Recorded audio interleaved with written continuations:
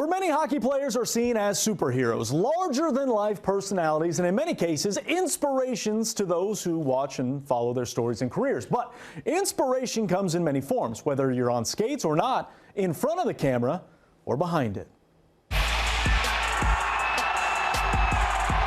It was hard for me because Game 5 of the finals, I'm in Omaha doing the College World Series, watching it on TV. It was the one time only in my life that I was jealous of not being at a particular event. Meet Matt Kelly, a former sportscaster from the Midwest turned freelance videographer. He's covered everything on the sports spectrum from the Olympics to the Super Bowl. I love being down on the sidelines. I love being in the locker rooms. I love being in the corner of the ice. I love being, back in Nebraska. All the rest of the sportscasters, they'd be like, why are you down there shooting the game and not up here in the press box with us? And I'm like, I don't want to stand around and talk to you guys all day. I want to be down there where not that I want to get run over, but the potential of getting hit on a sideline is, it's kind of exciting. Like, you don't want that to happen, but you want to, I just love being in the mix. After years of working with HBO Boxing, Matt made the move to Las Vegas permanently, with all the opportunity coming to the Valley thanks to the Aces, Raiders, and Golden Knights. I love the hockey community. I didn't grow up in it, don't know anything about it, would fall flat on my face if I tried to skate or anything like that. It's just, I love it, and I love being around it, and being able to now sit down with some of those people, has been nice as well. For the last few years, Matt has run cameras for countless hockey games, inside T-Mobile Arena as well as on the road, creating connections, friendships, and memories with the team. I was there when they beat Dallas and clinched. I was literally standing right there when they threw the popcorn on, I think it was Aiden Hill when he came out. I mean, I was 2 feet away from getting popcorn dumped on me at that point. Marc-Andre Fleury, every time I've seen him, we have a good conversation, and he remembers seeing me here in Vegas and stuff like that. So those are things that, and I've never been starstruck or anything like that. I like people. And it's that passion for people that was the basis behind the idea of one day hosting a podcast. However, like many ideas, life just gets in the way, and they remain just ideas. Until the summer of 2023, when Matt's life changed forever.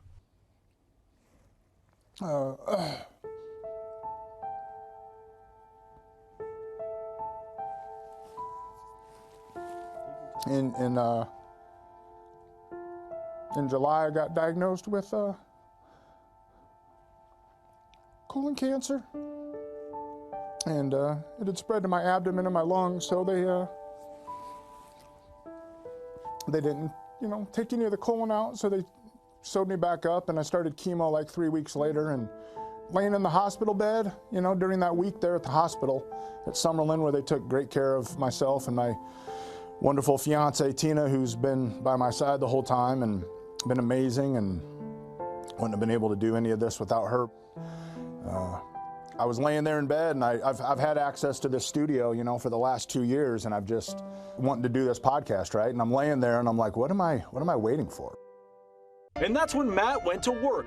Broadcasting out of Sticky Paw Studios from Las Vegas, Nevada. Creating the Both Sides of the Camera podcast. I'm sitting back in the hallway for 2 hours getting the team arriving, and then getting all the players coming out, cutting their sticks and wrapping their sticks. And that's how Jack and I kind of developed a little bit of a, we're not like tight buddies or anything, but he was one guy that would acknowledge me and say, what's up, Matty, or whatever, stuff like that. I ran into him after one of the preseason games, and I told him kind of what was going on because we hadn't seen each other in a while, and he asked me how things were, and I told him, and he's like, hey, I want to get you on my podcast. He's like, I'll come on your podcast, and literally 2 or 3 days later, he was sitting in that seat right there, and so it's been awesome.